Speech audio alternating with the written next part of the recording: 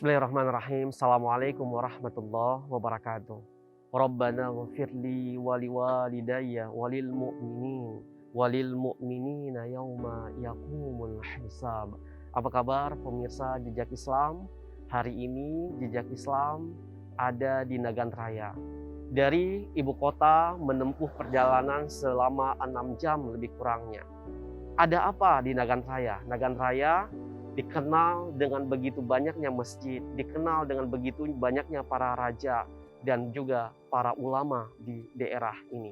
Dan salah satu ulama yang berada pada abad ke-19, 400 tahun lamanya, beliau dikenal dengan Tengku Cik Dikila atau Sultan Muhammad Hasan. Kebiasaan beliau adalah mendirikan masjid dimanapun beliau singgah dalam perjalanan mensyiarkan agamanya. Dan salah satu bentuk beliau mengajarkan nilai-nilai religius, nilai Islam, salah satunya ada di daerah Nagan Raya. Seperti apa perjalanan Jejak Islam di Nagan Raya untuk melihat masjid yang dibangun oleh Sultan Muhammad Hasan pada abad ke-19, seperti apa makam-makam yang ditinggalkan dalam daerah Nagan Raya ini. Mudah-mudahan perjalanan ini makin membuat kita untuk cinta kepada para ulama, untuk cinta kepada masjid, dan tentu ini mengajarkan kita bahwasanya peradaban terbaik dimulai dari sebuah masjid. Mari kita ikuti Jejak Islam di Nagan Raya.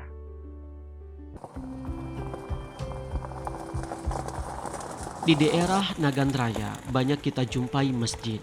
Masjid dijadikan sentral peradaban bagi seluruh masyarakat di Aceh.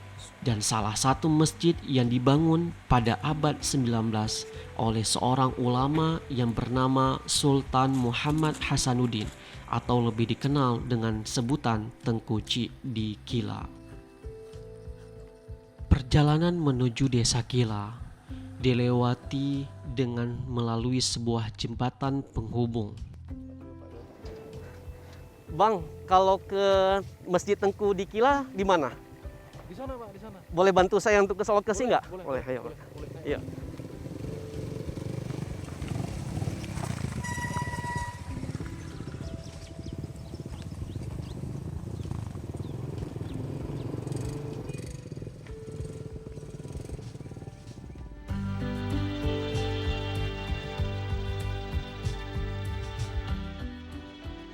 Perjalanan dari jembatan penghubung menuju desa Kila ditempuh lebih kurang 6 km lamanya.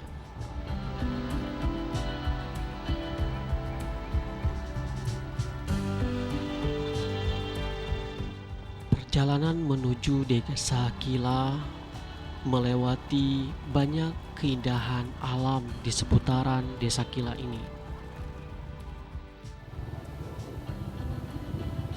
Alhamdulillah. Udah sampai ya, Pak? Ini, Pak, udah sampai, Pak. Oh iya, baik. Alhamdulillah. Makasih ya, Pak, udah ngantarin kita. Baik. Alhamdulillah, pemirsa. Masya Allah ya, dari jembatan tadi penghubung sampai ke lokasi Masjid Tengku Cik Dikila, itu perjalanan menempuh 6 km lebih kurang. Dan jalan-jalan yang tidak terlalu bagus melewati perkebunan warga. Dan ini masjid yang sudah cukup lama, bahkan 400 tahun sebelum ini. Dan ini diperkirakan masjid tertua pada abad ke-19. Dan bagaimana untuk kita melihat apa saja yang ada di Masjid Tengku Cik Dikila ini dan siapa Tengku Cik Dikila, kenapa beliau membangun masjid di daerah ini. Mari teman-teman semuanya kita saksikan ke dalam bagaimana peradaban masjid yang dibangun oleh ulama di masyarakat di kota Kabupaten Nagan Raya ini.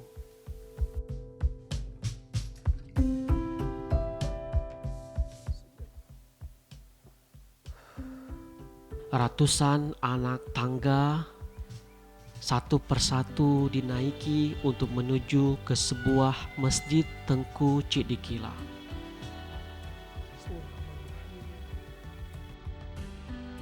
Masjid yang dibangun diperkirakan sudah sekitar 400 tahun lamanya. Assalamualaikum. Sehat Pak? Waduh, Masya Allah. Ini sedang apa? Pak, ini lagi bersih-bersih Pak. Saya akan masuk besok Jumat kan, hari ini kan Kamis. Jadi kami bersih-bersih untuk persiapan besok ya. Masya Allah. Dan pemirsa, ini suasana karena insya Allah setiap Jumat ini difungsikan untuk menggelar sholat Jumat untuk warga sekitaran komplek Tengku Ci di Kila ini. Pak Sofyan, ini kalau kita lihat sejarahnya bangunan Masjid Tengku Ci di Kila ini kan sudah ratusan tahun bahkan. Dan bahkan bisa jadi sebelum Belanda hadir di Aceh ya. Seperti apa proses pembangunan masjid ini? Siapa yang mendirikannya? Kenapa harus di posisi di sini dibangunnya? Ada apa sebenarnya Pak? Jadi dalam ungkapan kami dan dalam hitungan sejarah, masjid ini dibangun oleh Tengku Ci di Kila dengan bertujuan mendirikannya di atas puncak ini. Yang dulunya untuk pengeras suara kita nggak ada. Cuma mengumandangkan azan. Kalau di tempat yang tinggi mungkin bisa terdengar di pelosok-pelosok, di celah-celah di rimbunan kayu ya kan. Celah-celah karena ini kalau dihitung, dan juga kami mempersiapkan juga memberi peringatan kepada masyarakat. Misalkan ini hari Jumat sudah datang dan waktu Jumatnya pun mau tiba, kami mempersiapkan juga, beliau telah membuat sebuah kendi untuk melantunkan, misalkan ini waktunya sekitar ini mau sholat Jumat udah sampai pintu getok itu dulu, pemberitahuan dan peringatan bagi yang ada mungkin jauh nggak kedengar nanti suara azannya, maka dibikin sebuah kendi di situ. Masya Allah ya pemirsa, indah sekali. Masjid ini memang berada di puncak penggunungan. Kalau seandainya mengema suara azan, mengema suara Quran, ini sampai di perumahan ini, sekitar ini yang rimbun betul dengan pohon-pohon, akan mengema suara-suara azan, kumandang takbir, dan ini makin menggugah keimanan kita untuk berjumpa dengan Rob yang maha baik. Dan Pak Sofyan, kalau kita lihat itu ada guci, ada gentongan. Fungsi guci itu untuk apa sebenarnya Pak Sofyan? Kalau itu mungkin kalau kita bilang, kalau orang lain mungkin kurang percaya itu, kalau itu bilang ajaib atau gaib ya kan. Cuman kita bukannya menduakan Allah, kita kepada mempercayai Tuhan adanya Allah. Cuman keajaibannya itu sebuah kunci, dia walaupun kemarau begitu panjang, dan walau ini air diambil berkali-kali bahkan ratusan kali, tapi air di situ tak pernah kering. Dan pemirsa, guci ini tidak ada sumur. Ini murni guci, hanya sebatas seperti ini saja. Dan Masya Allah airnya begitu segar. Saya boleh coba ya. Masya Allah. Bismillahirrahmanirrahim.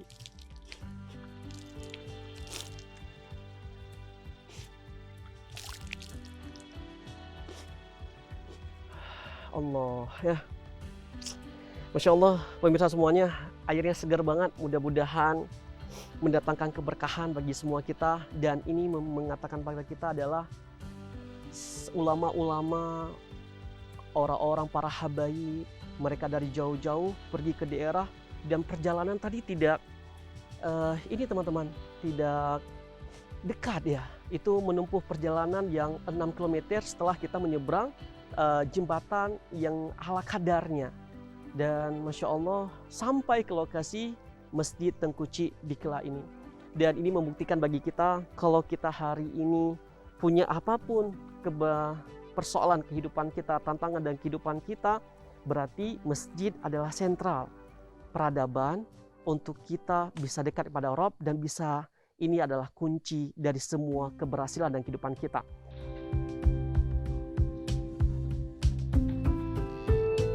Insya Allah.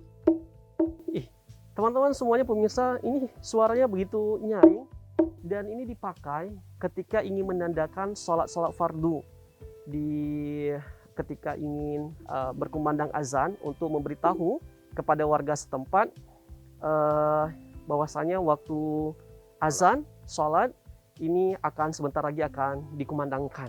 Ya, baik, ini sudah berapa tahun gentongan ini, Pak Sofyan? Sudah lama? Selama semenjak berdirinya masjid.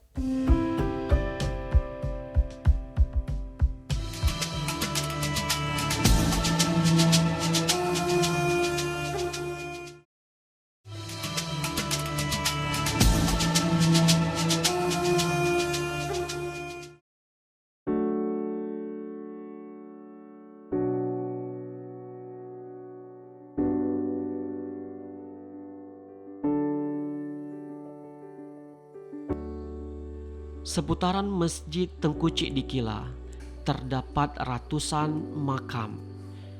Di antaranya makam para habaib, para ulama, para santri, dan cucu dari Tengku Cik di Kila.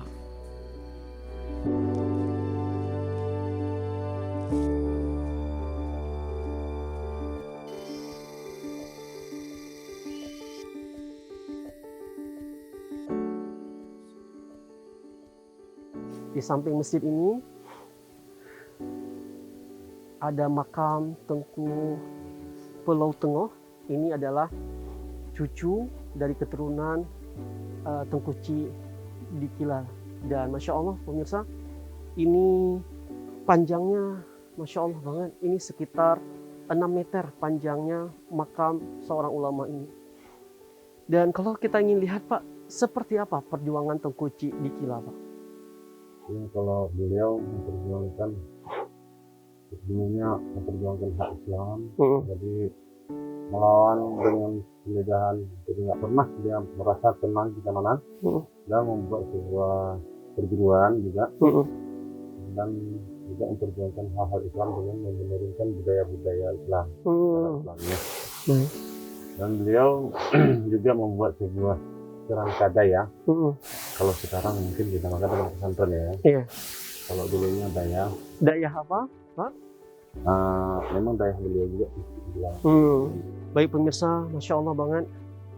Tengku Cik di Kila ini selain membangun masjid sebagai sentral peradaban Islam, mengajarkan nilai-nilai Islam, dan nanti kita akan melihat beliau juga membangun pusat pendidikan dan membangun daya atau balai dan mengajarkan nilai-nilai agama di dalamnya. Ada nilai tauhid, tasawuf, dan fikih diajarkan kepada warga setempat.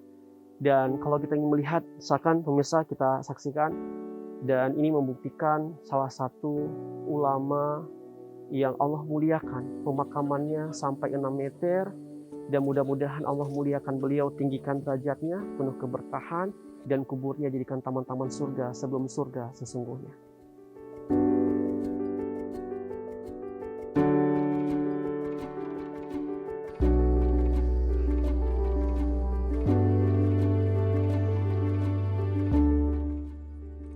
Di seputaran Masjid Tengku Cik di Kila ini terdapat sebuah sumur, yang sumur itu hanya kedalamannya sekitar 1 atau 2 meter, namun airnya tidak pernah habis walaupun dipakai oleh begitu banyaknya orang yang berziarah dan berkunjung ke tempat Masjid Tengku Cik di Kila ini.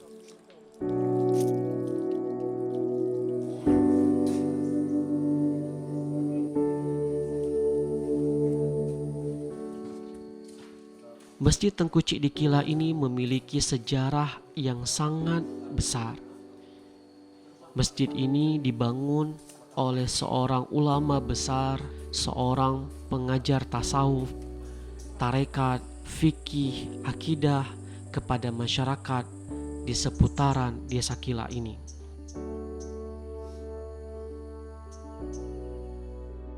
Selain sebagai pusat pendidikan agama, Masjid Tengku Cik di Kila juga pernah menjadi pusat konsolidasi perjuangan melawan penjajahan Belanda. Pada masa penjajahan Belanda, masjid ini juga pernah dijadikan pusat pertahanan oleh Tengku Haji Zakaria Yunus di masa Abu Daud Berei. Pembangunan masjid ini bersamaan pendirian pemukiman Gampung Kila. Disebutkan dalam tradisi, Tengku Cik di Kila atau dikenal dengan nama Sultan Muhammad Hasanuddin menuju ke lokasi dengan membawa para santri sebanyak 10.000 santri.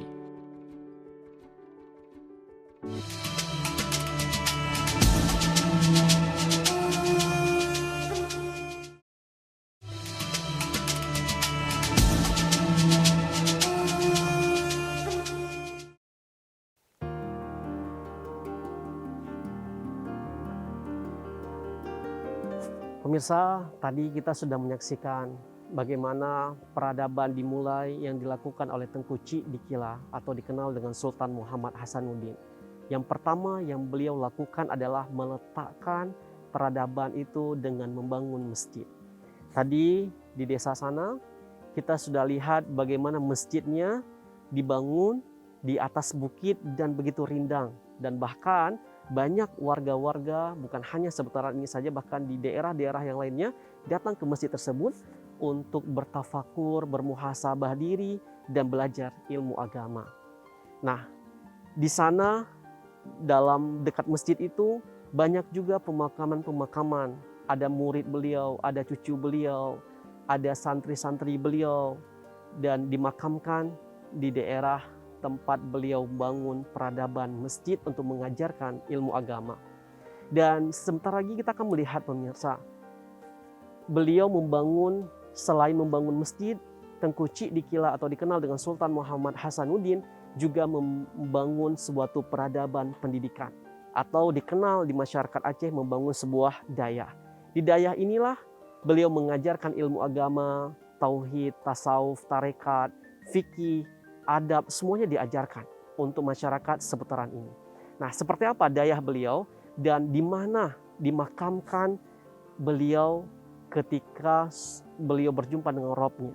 Seperti apa pemakamannya dan seperti apa adab-adab kita ketika kita ingin berziarah ke makamnya para ulama Sultan Muhammad Hasanuddin. Mari pemirsa, kita lihat dayah beliau dan makamnya ulama Sultan Muhammad Hasanuddin.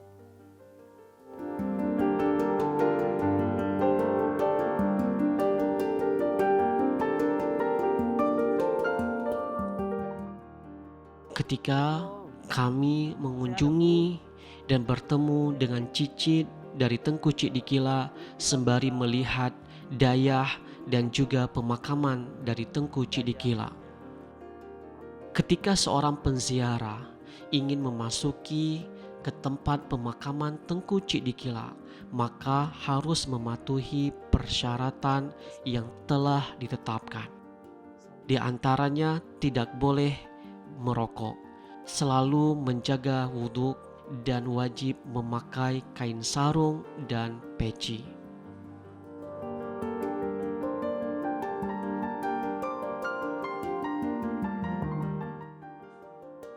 Tengku Cik di Kila datang dari Yaman. Mulanya berkelana ke Tanah Jawa, kemudian ke Padang Pariaman Sumatera Barat, lalu ke Belang Pidi Aceh Barat Daya, dan terakhir ke lokasi Gampung Kila sekaligus mendirikan masjid kuno yang digelar dengan Masjid Tengku Cik di Kila. Tengku Cik di Kila wafat pada usia 143 tahun.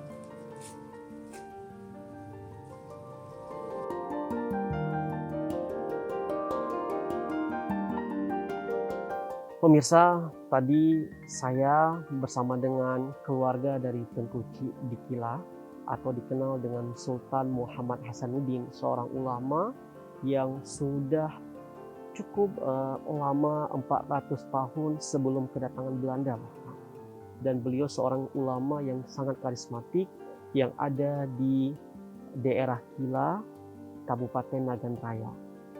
Dan saat ini ketika kita mau datang melihat ke pemakaman beliau, tentu harus memperhatikan adab-adab dan akhlak kita ketika masuk ke dalam pemakaman Tengku Cik Dikila ini. Dan salah satunya adalah kita wajib menjaga wudhu dan tidak boleh mengenakan celana, wajib mengenakan kain sarung sebagai bentuk adabnya seorang muslim untuk bertemu dengan makam dari para ulama. Dan tadi Masya Allah ketika kita berdoa, kita melihat suasananya begitu teduh, begitu adem, bahkan beliau sudah berjumpa dengan Rob yang maha baik itu dalam keadaan yang terbaik dengan bekal terbaik. Lalu bagaimana dengan kita?